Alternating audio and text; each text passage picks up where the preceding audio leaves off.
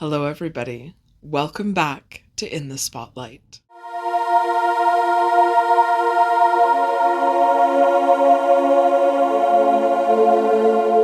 How's everybody doing? It's been a while. It's been a couple years, hasn't it? So we're bringing back In the Spotlight, and me and Marley, are going to bring back In the Spotlight.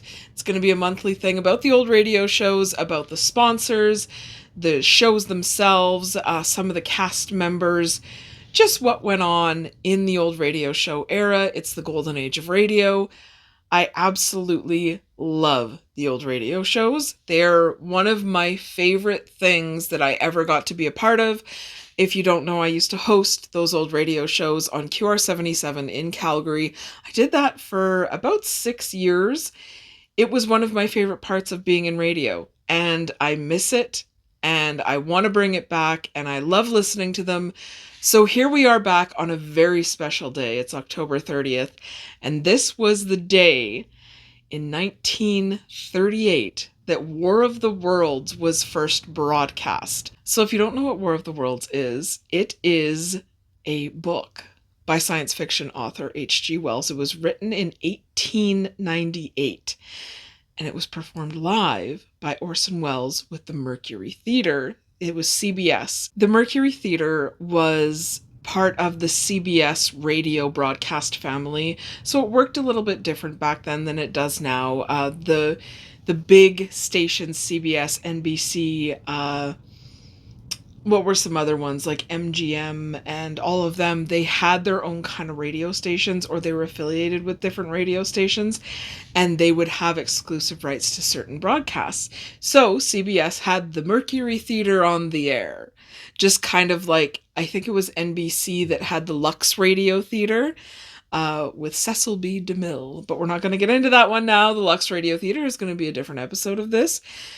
For this one, we are just going to talk about the War of the Worlds broadcast on the Mercury Theatre and how, according to some, it caused mass hysteria around the entire country and around Canada and all this other stuff, but I don't think it was as widespread as people say it was. There are conflicting reports. There are reports of Orson Welles and some of the other cast going to a taping of another show or something like that in New York at the time, and someone came running in and was like, this has caused mass hysteria, it's in Times Square, the newspaper headlines and all this other stuff. And I guess it really was, but I don't know. I feel like maybe for a couple small towns, it may have, as people were tuning in the middle of the broadcast, because the beginning of the broadcast was done as a breaking news style thing. So when it got rebroadcast, they put all the Mercury Theatre stuff, and even in the original broadcast, it did the entire Mercury Theatre nuance and the sayings and the introduction, but then it went in as the news anchor burst through the door and was like, we have breaking news. And it was part of the play, but people thought it was really happening. So I guess a small town mayor in Midwestern United States called and said, you're creating a panic. Is this really happening? But the broadcast had already ended. So people would tune in halfway through, and it's like a news report. And then suddenly, we're being invaded by aliens from Mars. The insanity that causes, even in just a small town, there was reported that there was suicides and people arming themselves and people fleeing the town and all kinds of other mass hysteria, all from a radio broadcast. Because at the time in the 1930s, that was all we had. No one had TV. We had a radio. And the radio was where you got all of your news, and there was breaking news back then. It's not as fast as it is now. It would be, especially if it was from overseas, it would be a couple hours later, a telephone call, or even the Morse code ping system. I can't remember what it's called off the top of my head right now, but that's how you got communications back and forth really fast if you really needed it to telegraph. So if you really needed it to come in fast, you'd use a telegraph. And we didn't have fax machines and stuff back then, but phone calls also worked. But if the operators weren't there or if the line was busy, there's another very famous radio play. It's Agnes Moorehead, Sorry, Wrong Number. And it's about a woman who's bedridden, whose husband's trying to kill her. We're going to get into that one because that one was critically acclaimed and it's such a good episode. I think it was Suspense that did Sorry, Wrong Number. I'm pretty sure it was Suspense. Anyway, back to War of the Worlds. So this broadcast scared people. It's one of those moments in history that we now look back on and we're like, oh, people are so ridiculous. But people still fall for this kind of stuff, just in a different connotation. If you look around at people, who fall for internet scams or Ponzi schemes or all these other things that are going on today, it's the same mentality. So coming up next will be the broadcast, and just know that we weren't invaded by aliens from Mars. We were invaded by aliens from another planet, not in our solar system. So, I hope you enjoy Orson Welles with the Mercury Theatre and War of the Worlds. Happy Halloween. The Columbia Broadcasting System and its affiliated stations present Orson Welles and the Mercury Theatre on the air in The War of the Worlds by h.g. Wells.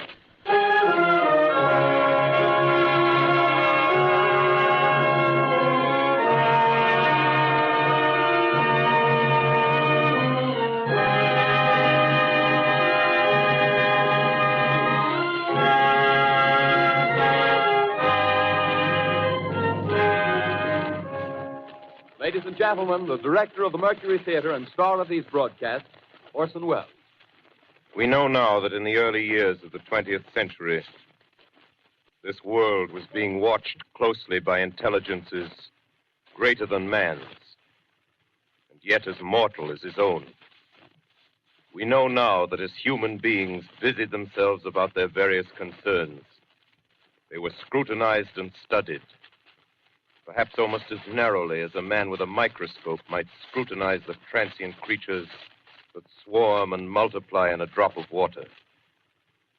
With infinite complacence, people went to and fro over the earth about their little affairs, serene in the assurance of their dominion over this small, spinning fragment of solar driftwood, which by chance or design, man has inherited out of the dark mystery of time and space.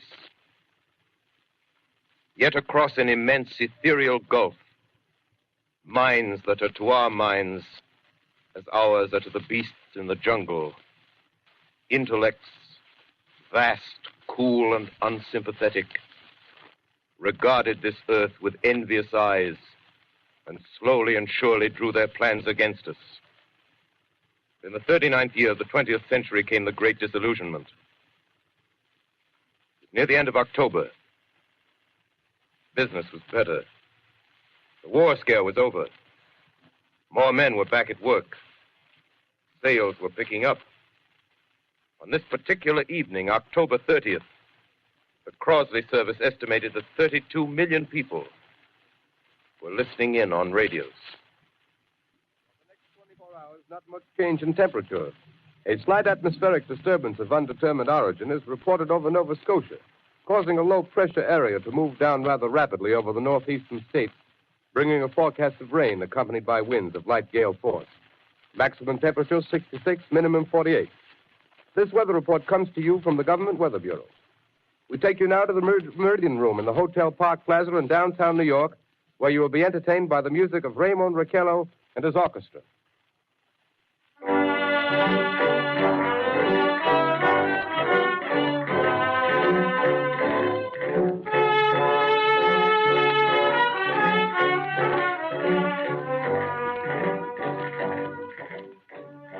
Good evening, ladies and gentlemen.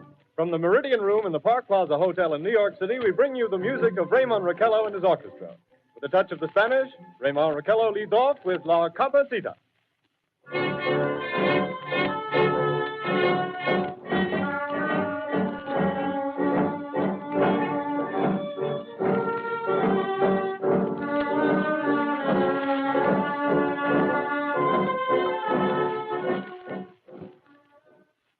Ladies and gentlemen, we interrupt our program of dance music to bring you a special bulletin from the Intercontinental Radio News. At 20 minutes before 8 Central Time, Professor Farrell of the Mount Jennings Observatory, Chicago, Illinois, reports observing several explosions of incandescent gas occurring at regular intervals on the planet Mars. The spectroscope indicates the gas to be hydrogen and moving toward the Earth with enormous velocity. Professor Pearson of the observatory at Princeton confirms Farrell's observation and describes the phenomenon as, quote, like a jet of blue flame shot from a gun, unquote. We now return you to the music of Ramon Raquello, playing for you in the Meridian Room of the Park Plaza Hotel, situated in downtown New York.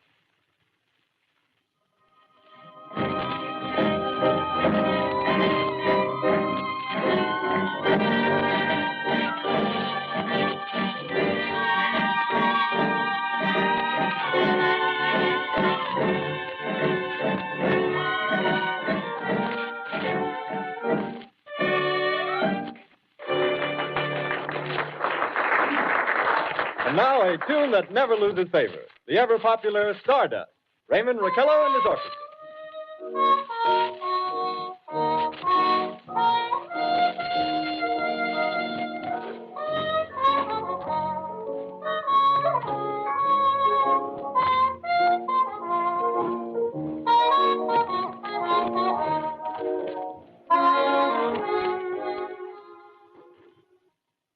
Ladies and gentlemen, following on the news given in our bulletin a moment ago, the Government Meteorological Bureau has requested the large observatories of the country to keep an astronomical watch on any further disturbances occurring on the planet Mars. Due to the unusual nature of this occurrence, we have arranged an interview with the noted astronomer, Professor Pearson, who will give us his views on this event. In a few moments, we will take you to the Princeton Observatory at Princeton, New Jersey. We return you until then to the music of Ramon Raquello and his orchestra.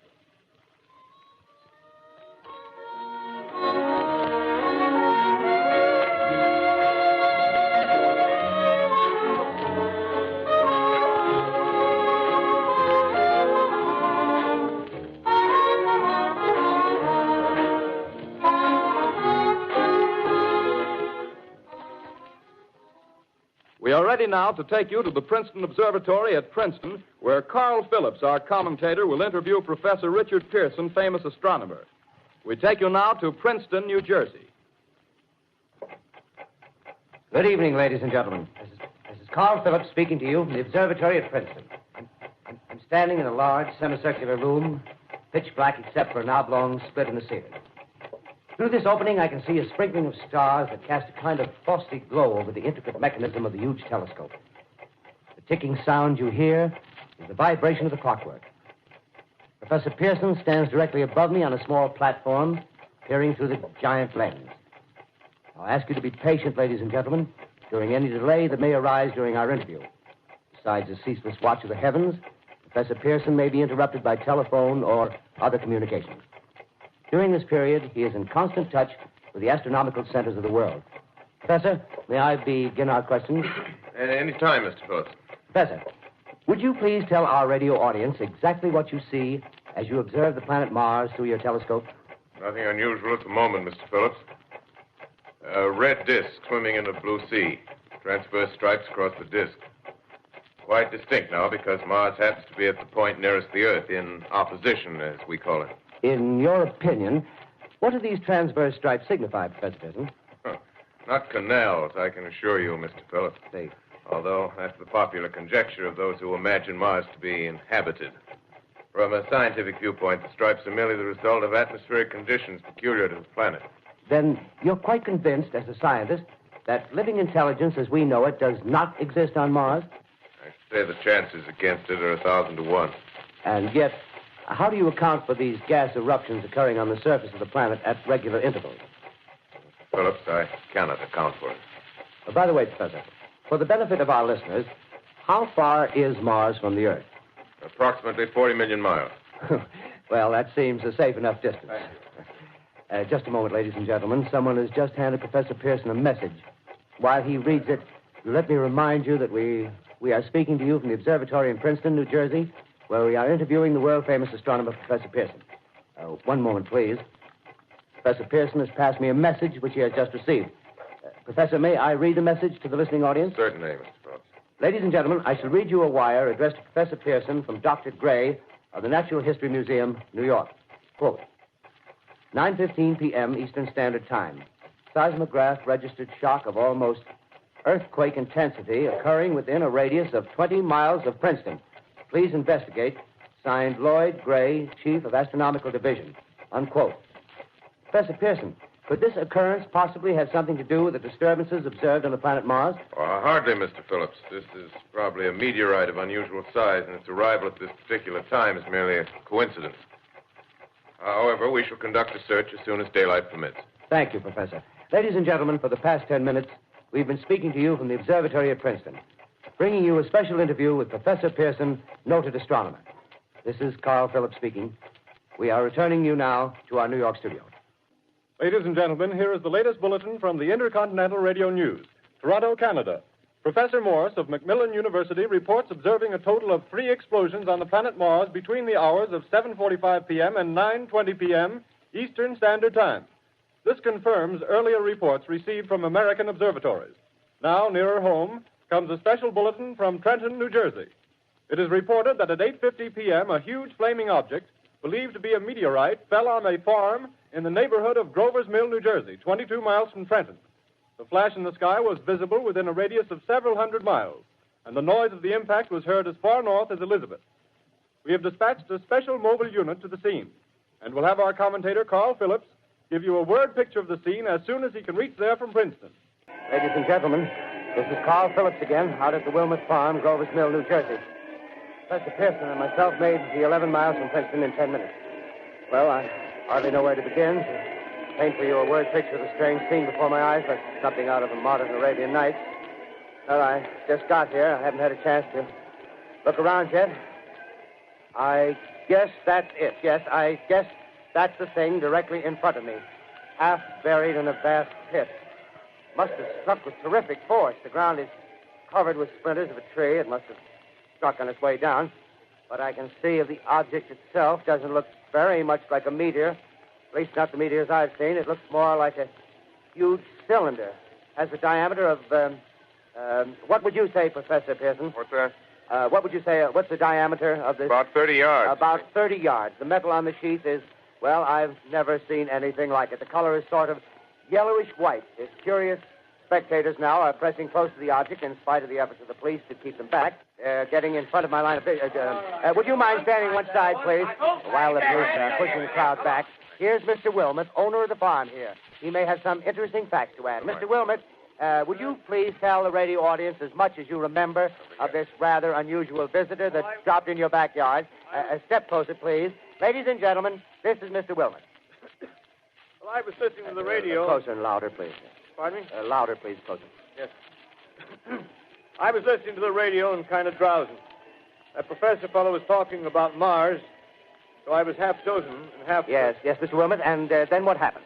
Well, as I was saying, I was listening to the radio, kind of halfway. Yes, Mr. Wilmot, and then you saw something. Well, not first off. I heard something. And what did you hear? A hissing sound like this. Kind of like a 4th of July rocket. Yes, then what? I turned my head out the window and would have sworn I was to sleep and dreaming. Yes? I seen a kind of greenish streak and then zingo. Something smacked the ground, knocked me clear out of my chair. Well, were you frightened, Mr. Wilmot? Well, I ain't quite sure. I reckon I was kind of riled. Well, thank you, Mr. Wilmot. Thank you very much. Yeah, you want me to tell No, that's some quite more? all right. That's plenty. Ladies and gentlemen, you've just heard Mr. Wilmot, owner of the farm where this thing has fallen. I wish I could convey the atmosphere, the background of this fantastic scene. Hundreds of cars are parked in a field in back of us, and the police are trying to rope off the roadway leading into the farm, but it's no use. They're breaking right through. The car's headlights throw an enormous spotlight on the pit where the object's half buried. Now, some of the more daring souls now are venturing near the edge. Their silhouettes stand out against the metal sheen. One man wants to touch the thing. He's having an argument with the policeman. Now, the policeman wins. Now, ladies and gentlemen, there's something I haven't mentioned in all this excitement, but it's becoming more distinct. Perhaps you've caught it already on your radio. Listen, please. Do you hear it? It's a curious humming sound that seems to come from inside the object. I'll move the microphone nearer. Here. Now, we're not more than 25 feet away. Can you hear it now? Professor Pearson? Yes, Mr. Can you tell us the meaning of that scraping noise inside the thing? Possibly the unequal cooling of its surface. I say, do you still think it's a meteor, Professor? I don't know what to think. The metal casing is definitely extraterrestrial. Not found on this Earth. Friction with the Earth's atmosphere usually tears holes in a meteorite. This thing is smooth, and you can see its cylindrical Just a minute. shape. Something's happening. Ladies and gentlemen, this is terrific. This end of the thing is beginning to flake off. The top is beginning to rotate like a screw, and the thing must be hollow. He's moving. Keep back there. Keep back there. Keep those men back. Keep back there. Keep those idiots back. Take off. The top's loose. Look out there. Stand back. Ladies and gentlemen, this is the most terrifying thing I've ever witnessed. Wait a minute. Someone's calling someone or something. I can see coming out of that black hole two luminous discs. The eyes, it might be a face, might be almost Good heavens, something wriggling out of the shadow like a gray snake. Now it's another one, and another one, and another one. They look like tentacles to me. Oh, yeah, I can see the thing's body. Now it's large as a bear.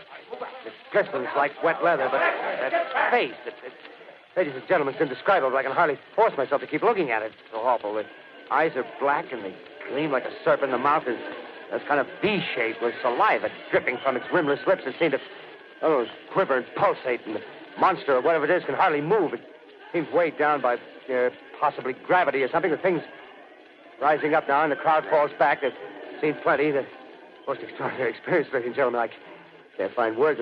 Well, I'll pull this microphone with me as I talk. I'll have to stop the description until I can take a new position. Hold on, will you, please? I'll be right back in a minute. Ladies and gentlemen, am I on? Ladies and gentlemen, here I am, back of a stone wall that adjoins Mr. Wilmer's garden. From here, I get a sweep of the whole scene.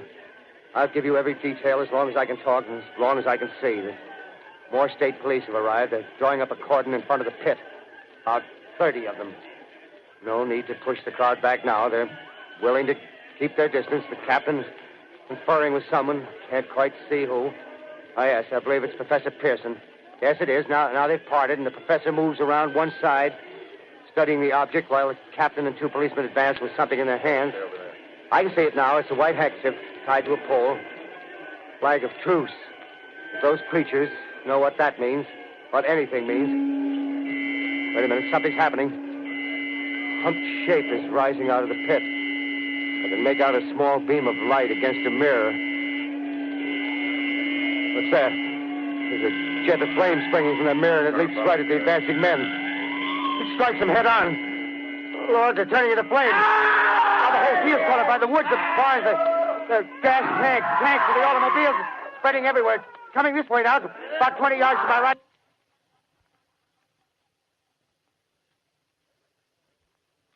Ladies and gentlemen, due to circumstances beyond our control, we are unable to continue the broadcast from Grover's Mill. Evidently, there's some difficulty with our field transmission. However, we will return to that point at the earliest opportunity. In the meantime, we have a late bulletin from San Diego, California. Professor Indelkoffer, speaking at a dinner of the California Astronomical Society, expressed the opinion that the explosions on Mars are undoubtedly nothing more than severe volcanic disturbances on the surface of the planet. Ladies and gentlemen, I've just been handed a message that came in from Grover's Mill by telephone. Just one moment, please.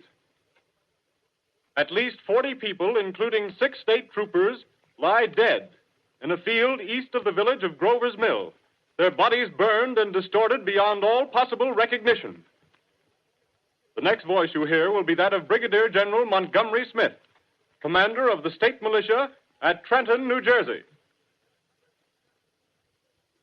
I have been requested by the governor of New Jersey to place the counties of Mercer and Middlesex as far west as Princeton and east to Jamesburg under martial law. No one will be permitted to enter this area except by special pass issued by state or military authorities. 4 companies of state militia are proceeding from Trenton to Grover's Mill and will aid in the evacuation of homes within the range of military operations. Thank you. You have just been listening to General Montgomery Smith, commanding the state militia at Trenton. In the meantime, further details of the catastrophe at Grover's Mill are coming in.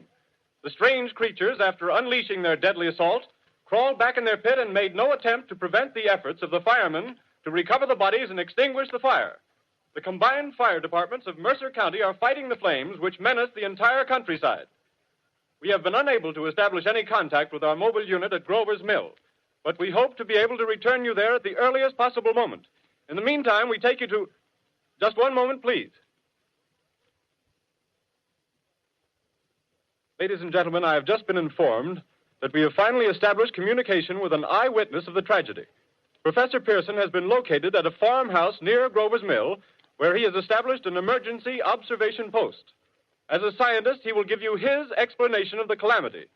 The next voice you hear will be that of Professor Pearson, brought to you by direct wire. Professor Pearson.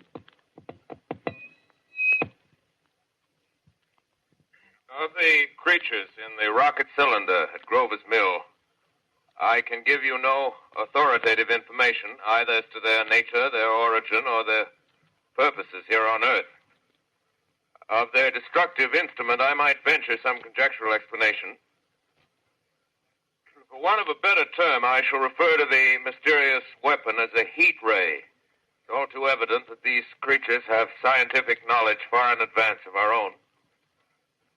It's my guess that in some way they are able to generate an intense heat in a chamber of practically absolute non-conductivity. This intense heat they project in a parallel beam against any object they choose by means of a polished parabolic mirror of unknown composition, much as the mirror of a lighthouse projects a beam of light. That is my conjecture of the origin of the heat ray.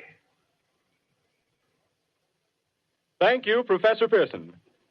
Ladies and gentlemen, here is a bulletin from Trenton. It is a brief statement informing us that the charred body of Carl Phillips has been identified in a Trenton hospital. Now, here's another bulletin from Washington, D.C. The Office of the Director of the National Red Cross reports 10 units of Red Cross emergency workers have been assigned to the headquarters of the state militia, stationed outside of Grover's Mill, New Jersey. Here's a bulletin from State Police, Princeton Junction. The fires at Grover's Mill and vicinity are now under control. Scouts report all quiet in the pit, and there is no sign of life appearing from the mouth of the cylinder. Now, ladies and gentlemen, we have a special statement from Mr. Harry McDonald, Vice President in charge of operations. We have received a request from the state militia of Trenton to place at their disposal our entire broadcasting facilities. In view of the gravity of the situation, and believing that radio has a responsibility to serve in the public interest at all times, we are turning over our facilities to the state militia at Trenton.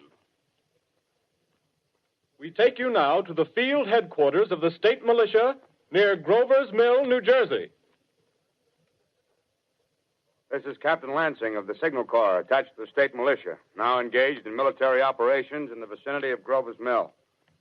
Situation arising from the reported presence of certain individuals of unidentified nature is now under complete control. The cylindrical object, which lies in a pit directly below our position, surrounded on all sides by 8 battalions of infantry, without heavy field pieces, but adequately armed with rifles and machine guns. All cause for alarm, if such cause ever existed, is now entirely unjustified. Things, whatever they are, do not even venture to poke their heads above the pit. I can see their hiding place plainly in the glare of the searchlights here. With all their reported resources, these creatures can scarcely stand up against heavy machine gun fire. Anyway, it's an interesting outing for the troops. I can make out their khaki uniforms crossing back and forth in front of the lights. Looks almost like a real war. There appears to be some slight smoke in the woods bordering the Millstone River. Probably fire started by campers. Well, we ought to see some action soon. One of the companies is deploying on the left flank. A quick thrust and it'll all be over. Oh, wait a minute. I see something on top of the cylinder. No, it's nothing but a shadow. Now the troops are on the edge of the Wilmot Farm. 7,000 armed men closing in on an old metal tube. A tub, rather. Well, wait, that wasn't a shadow. It's something moving. Solid metal, kind of a shield-like affair rising up out of the cylinder. It's going higher and higher. What? It's standing on legs, actually rearing up on a sort of metal framework. Now it's reaching above the trees and the searchlights are on it. Hold on.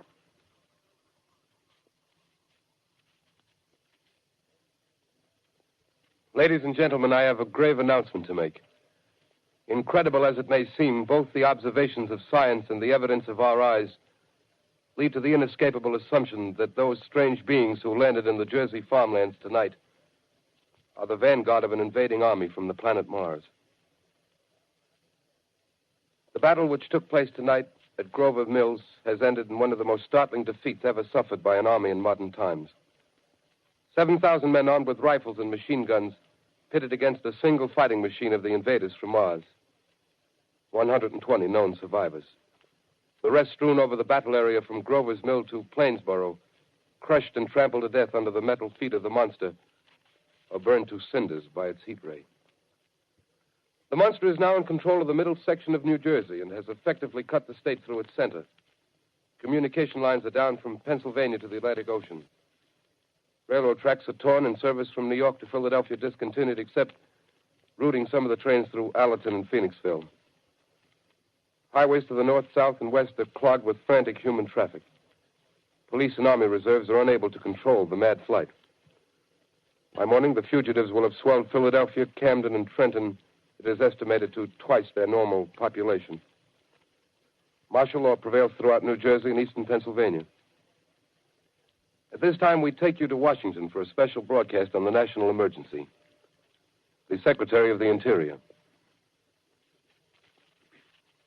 Citizens of the nation, I shall not try to conceal the gravity of the situation that confronts the country, nor the concern of your government in protecting the lives and property of its people.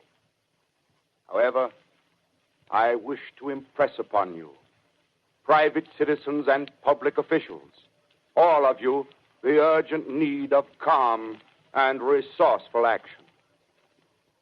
Fortunately, this formidable enemy is still confined to a comparatively small area, and we may place our faith in the military forces to keep them there. In the meantime, placing our faith in God, we must continue the performance of our duties, each and every one of us, so that we may confront this destructive adversary with a nation united, courageous, and consecrated to the preservation of human supremacy on this earth. I thank you. You have just heard the Secretary of the Interior speaking from Washington. Bulletins too numerous to read are piling up in the studio here. We're informed that the central portion of New Jersey is blacked out from radio communication due to the effect of the heat ray upon power lines and electrical equipment. Here is a special bulletin in New York. Cables have been received from English, French, and German scientific bodies offering assistance. Astronomers report continued gas outbursts at regular intervals on the planet Mars. The majority voiced the opinion that the enemy will be reinforced by additional rocket machines. There have been several attempts made to locate Professor Pearson of Princeton, who has observed Martians at close range. It is feared he was lost in the recent battle. Langham Field, Virginia. Scouting planes report 3 Martian machines visible above treetops, moving north toward Somerville with population fleeing ahead of them.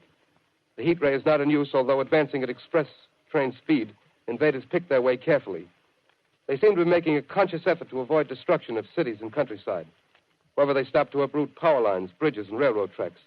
Their apparent objective is to crush resistance, paralyze communication, and disorganize human society. Here is a bulletin from Basking Ridge, New Jersey.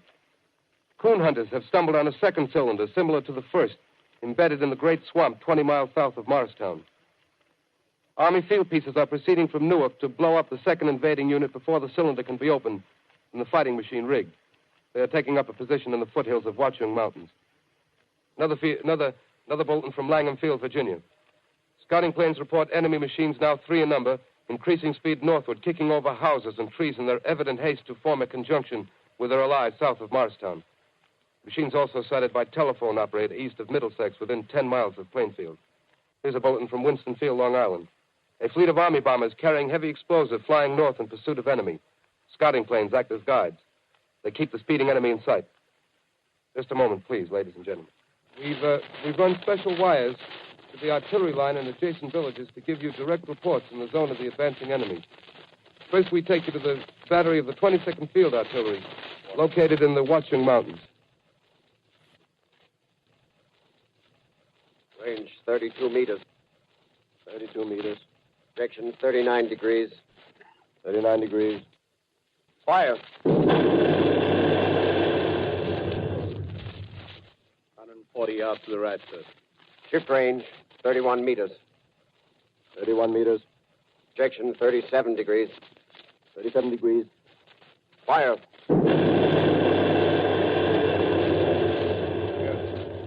Hit, sir. Got the tripod of one of them. That's off. The others are trying to repair it. Quick, get the range. Shift 30 meters. 30 meters. Projection 27 degrees. 27 degrees. Fire.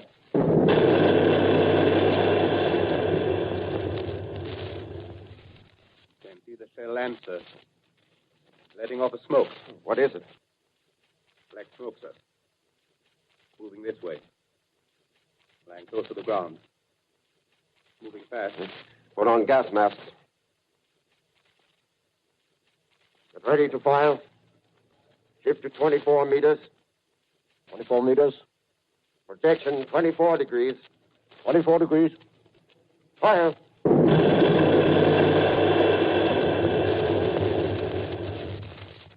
Still can't see, sir. Smoke's coming nearer. Get the range. 23 meters. 23 meters. 23 meters. 22 degrees. 22 degrees.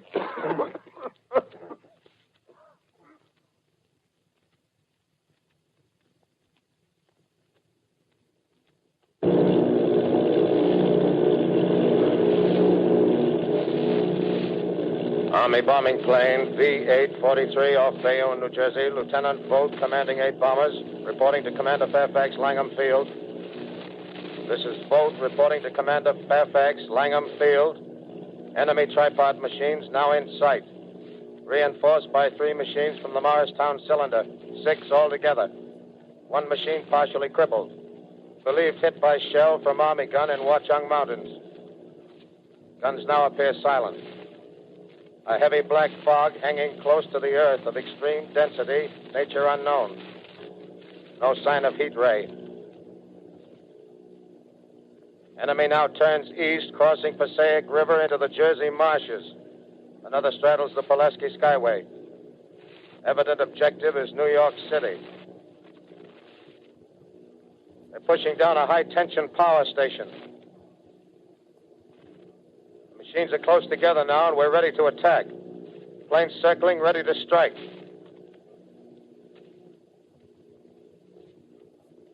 A 1,000 yards, and we'll be over the first.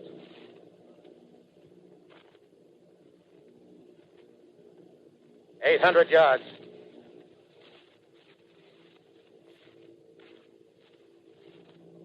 $600.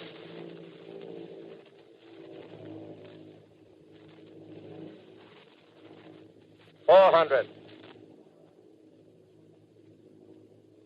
$200. There they go. The giant arm raised. Green flash. They're spraying us with flame. 2,000 feet. Engines are giving out. No chance to release bombs. Only one thing left. Drop on them, plane and all. We're diving on the first one. Now the engine's gone. 8.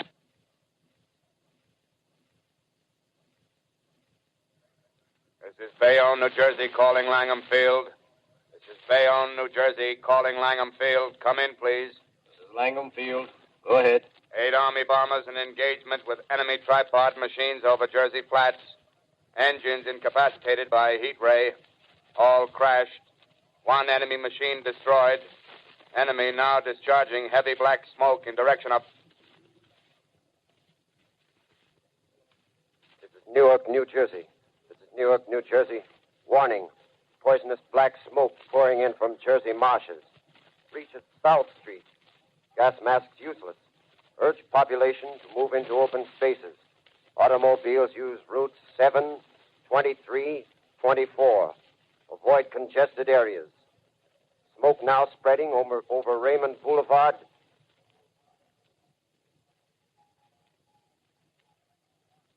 H.g.wells calling CQ. 2X2L calling CQ. 2X2L calling 8X3R. Come in, please. This is 8X3R coming back at 2X2L. How's reception? How's reception? K, please. Where are you, 8X3R? What's the matter? Where are you?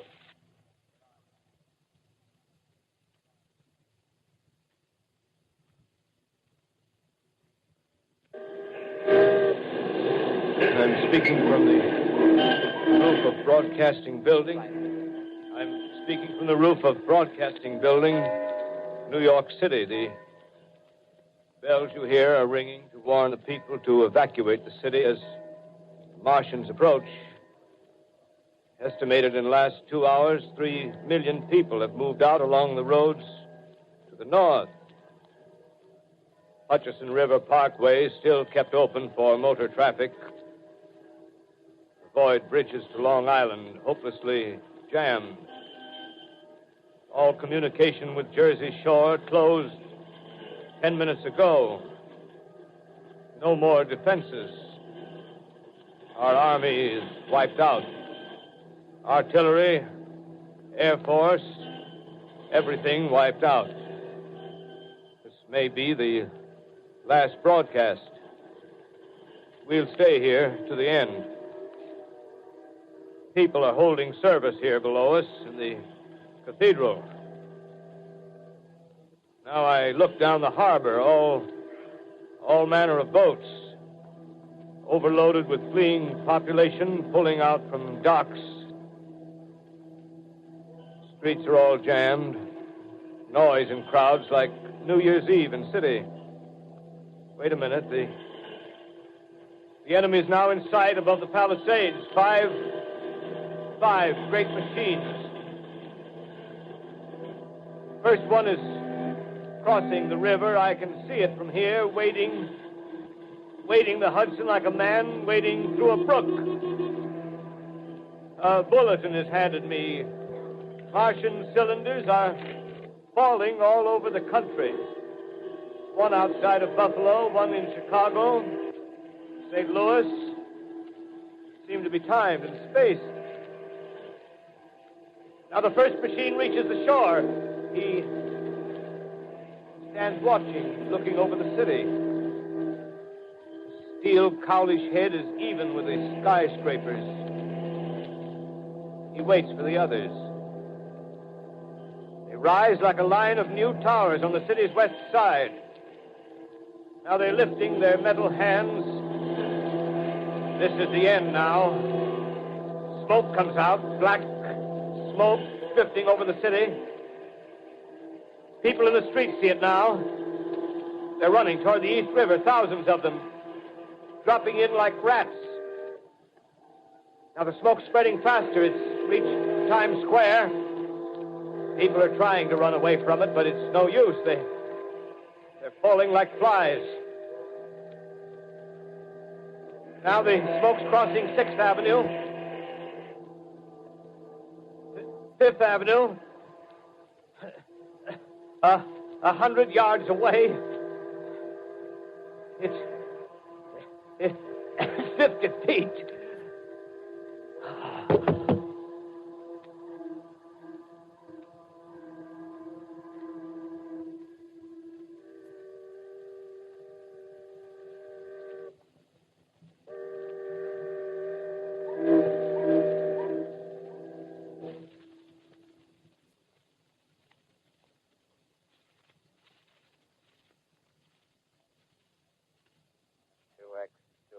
Calling CQ. 2X2L calling CQ. 2X2L calling CQ, New York. Isn't there anyone on the air? Isn't there anyone on the air? Isn't there anyone? 2X2L.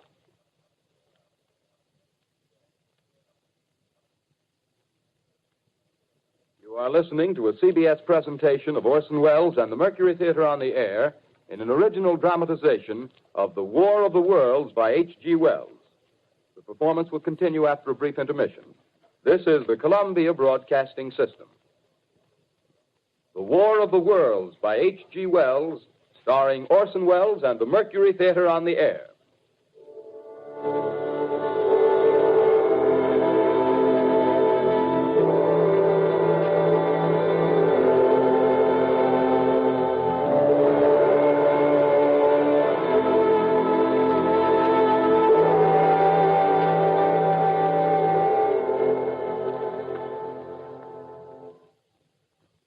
As I set down these notes on paper, I'm obsessed by the thought that I may be the last living man on Earth. I've been hiding in this empty house near Grover's Mill, a small island of daylight cut off by the black smoke from the rest of the world. All that happened before the arrival of these monstrous creatures in the world now seems part of another life. A life that has no continuity with the present. Furtive existence of the lonely derelict who pencils these words on the back of some astronomical notes bearing the signature of Richard Pearson.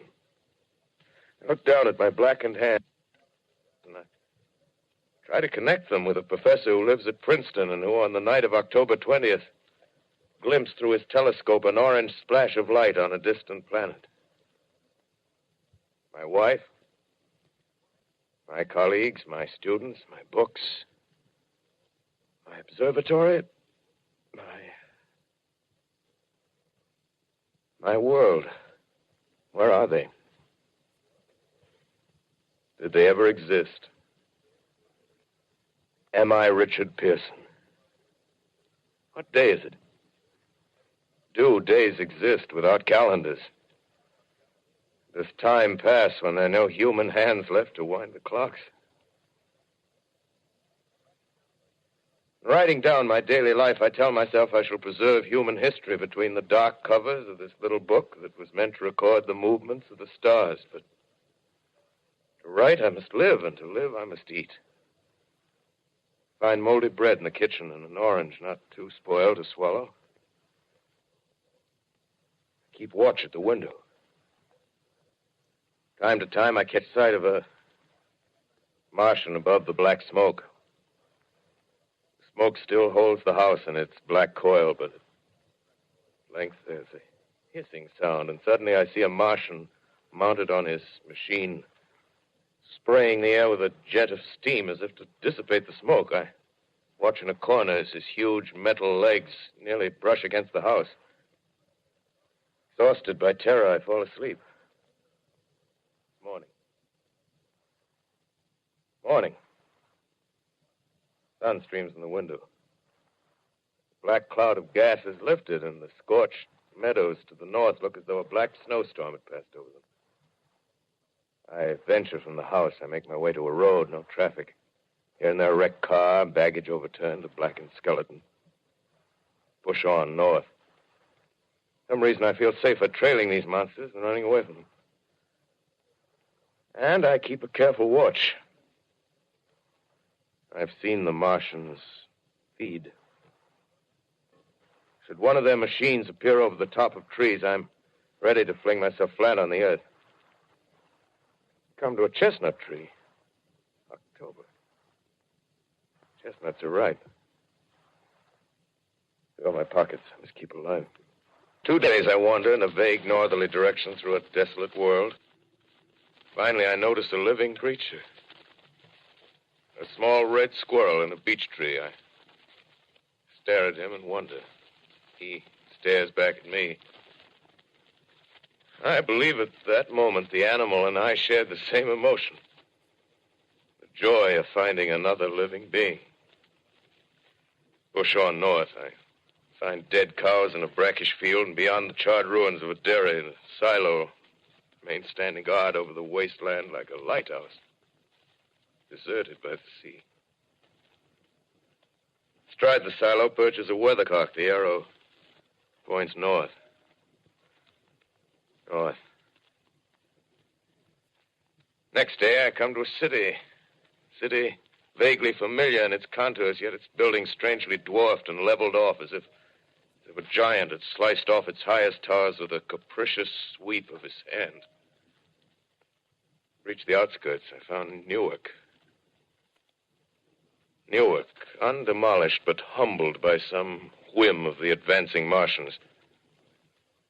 Presently, with an odd feeling of being watched, I caught sight of something crouching in a doorway. I made a step towards it, and it rose up and became a man.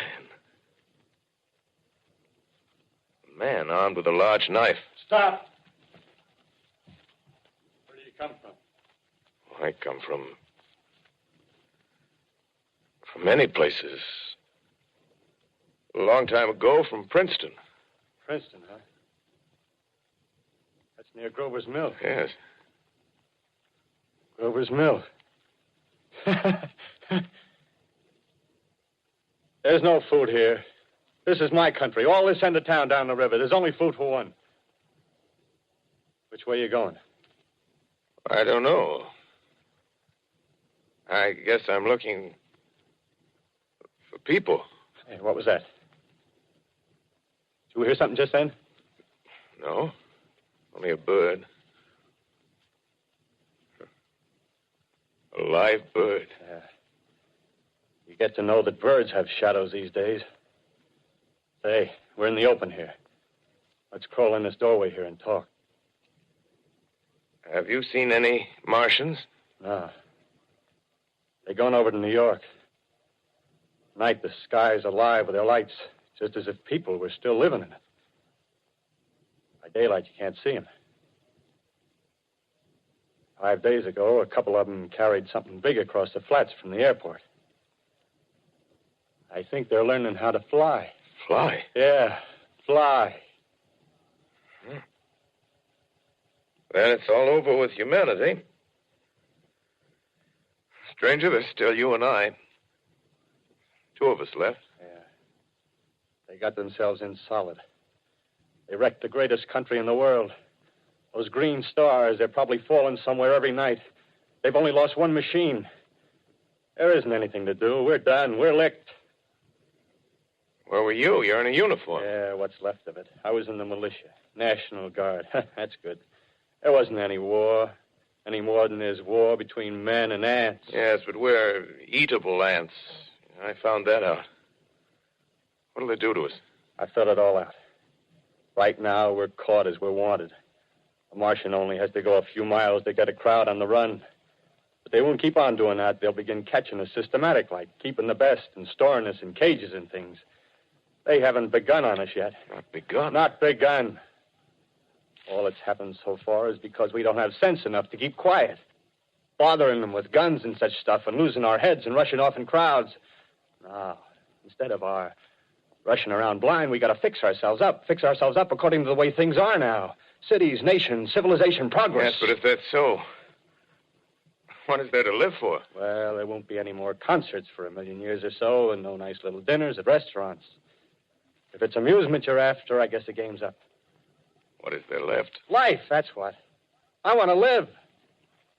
Yeah, and so do you. We're not going to be exterminated.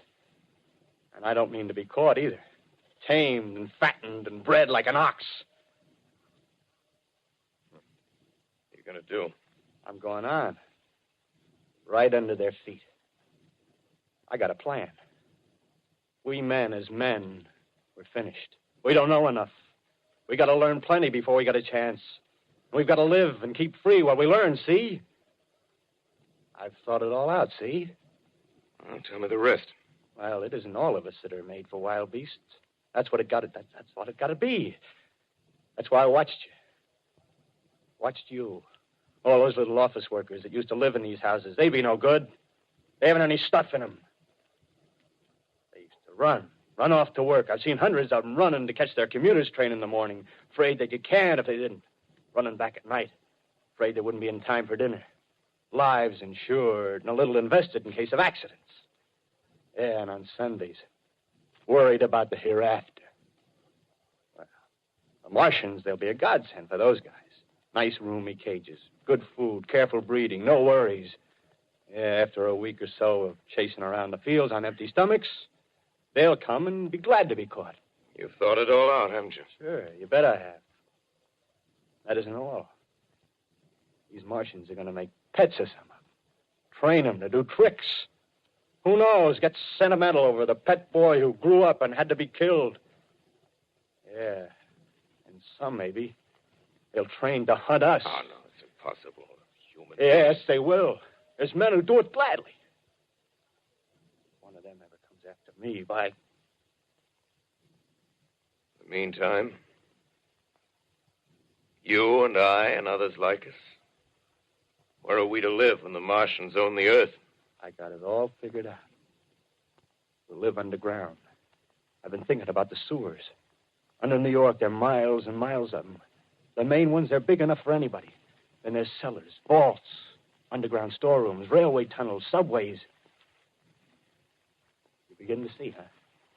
We'll get a bunch of strong men together. No weaklings. That rubbish, out. As you meant me to go. All right. Give you a chance, didn't I? Won't quarrel about that. Go on. Well, we got to make safe places for us to stay in, see? Get all the books we can. Science books. That's where men like you come in, see? We raid the museums. We'll even spy on the Martians. May not be so much we have to learn before... Listen. Just imagine this. 4 or 5 of their own fighting machines suddenly start off. Heat rays right and left. Not a Martian in them. Not a Martian in them, see? But men. Men who've learned the way how. May even be in our time. Gee. Imagine having one of them lovely things with a heat ray wide and free. We'd turn it on Martians. We'd turn it on men. We'd bring everybody down on their knees. That's your plan. You, me, a few more of us. We'd own the world. I see. Hey. Hey, what's the matter? Where are you going? Not to your world. Bye, stranger. Well, after parting with the artilleryman, I came at last to the Holland Tunnel, entered that silent tube, anxious to know the fate of the great city on the other side of the Hudson. Cautiously, I came out of the tunnel and made my way up Canal Street. Reached 14th Street, and there again were black powder and several bodies and an evil, ominous smell from the gratings of the cellars of some of the houses. I wandered up through the 30s and 40s, stood alone on Times Square, caught sight of a lean dog running down 7th Avenue with a piece of dark brown meat in his jaws and a pack of starving mongrels at his heels. Made a wide circle around me as though he feared I might prove a fresh competitor. Walked up Broadway in the direction of that strange powder, past silent shop windows, displaying their mute wares to empty sidewalks. Past the Capitol Theater, silent, dark. Past a shooting gallery where a row of empty guns faced an arrested line of wooden ducks. Near Columbus Circle, I noticed models of 1939 motor cars in the showrooms facing empty streets. Over the top of the General Motors building, I watched a flock of black birds circling in the sky. Hurried on. Suddenly, I caught sight of the hood of a Martian machine, standing somewhere in Central Park, gleaming in the late afternoon sun. An insane idea. I rushed recklessly across Columbus Circle and into the park. I climbed a small hill above the pond at 60th Street, and from there I could see standing in a silent row along the mall 19 of those great metal titans, their cowls empty, their steel arms hanging listlessly by their sides. I looked in vain for the monsters that inhabit those machines. Suddenly, my eyes were attracted to the immense flock of black birds that hovered directly below me. They circled to the ground. And there before my eyes, stark and silent, lay the Martians with the hungry birds pecking and tearing brown shreds of flesh from their dead bodies. Later, when their bodies were examined in laboratories, it was found that they were killed by the putrefactive and disease bacteria against which their systems were unprepared. Slain, after all, man's defenses had failed by the humblest thing that God, His wisdom, has put upon this earth. Before the cylinder fell, there was a general persuasion that through all the deep of space, no life existed beyond the petty surface of our minute sphere. Now we see further. Dim and wonderful is the vision I've conjured up in my mind of life spreading slowly from this little seedbed of the solar system throughout the inanimate vastnesses of sidereal space. But it's a remote dream. Maybe that the destruction of the Martians is only a reprieve to them and not to us. Is the future ordained, perhaps? Strange it now seems to sit in my peaceful study at Princeton, writing down this last chapter of the record, begun at a deserted farm in Grover's Mill. Strange to watch children playing in the streets. Strange to see young people strolling on the green where the new spring grass heals the last black scars of a bruised earth. Strange to watch the sightseers enter the museum where the dissembled parts of a Martian machine are kept on public view.